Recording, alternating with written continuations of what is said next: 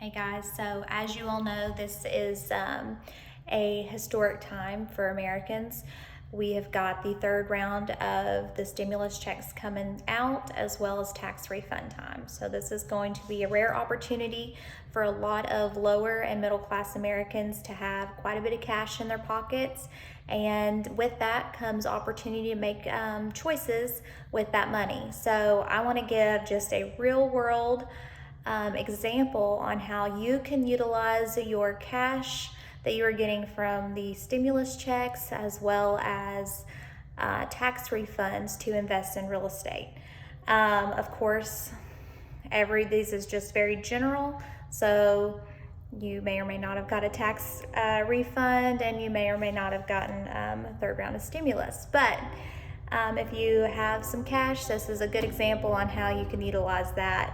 And it's with a house hacking example. So I'm gonna turn my page over here and see some notes that I wrote. So let's say that you get a $5,000 tax refund, okay? And let's say that you're a family of four, and so that third stimulus ends up coming to $5,600. And I haven't read that close into it, so the last I heard it was $1,400 a person, so that may vary a bit. But if that's the case, so now you've got a total of $10,600, okay? Now let's say you want to go spend $1,000 on your family, go do something fun with your kiddos. I like to always give a little bit of room for some spending. And now you have $9,600 to work with, okay? I'm gonna come down here. Now, this is an example that will uproot your life, and you would be living in a fourplex. But maybe you already live in an apartment, and maybe you are paying rent in that apartment. So maybe you could find a fourplex to buy if your credit is good enough. And then there's also ways you can get around that with credit, if you do have poor credit, with partners, etc. But this is an example saying that you can buy the apartment yourself, okay? So let's just say you went and you found a fourplex, and that fourplex, you can get the price down to $171,500. And where did I come up with that number? Well, I've said that you've got the $9,600 cash. Let's go on and assume that you have to handle the closing costs. The seller of the fourplex will not assume any of those costs, which that's certainly something you can negotiate for. But let's just say you don't. So now you've got $6,000 for a down payment, okay? Because you're already taking that. You're gonna need that extra $3,500 for closing costs in your loan and whatnot. So $6,000 is 3.5% of $171,500. Okay, so here comes some good stuff, right? So now you've got your, I'm just gonna do it like this, maybe not. You got your gross monthly income, okay? Your gross monthly income, if you live in one of them, right? So you're getting $0 from unit 1, but unit 2, 3, and 4 rent for $650 a piece, which makes your gross monthly income $1,950. So let's go over here to your gross monthly expenses. You got your principal and interest on the $171,500. Let's just assume it's on a 20-year note. However, a lot of times with those FHA loans, you can get it on a 30-year note, which I advocate for because that's going to increase your cash flow quite significantly. But let's just say you do it on a 20-year loan, which means it's amortized over 20 years, and it's a 4% interest rate. That makes your principal and interest payment $1,003.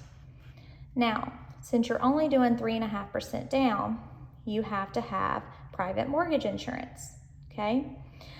If you have put over 20% or over down, you do not have to have private mortgage insurance.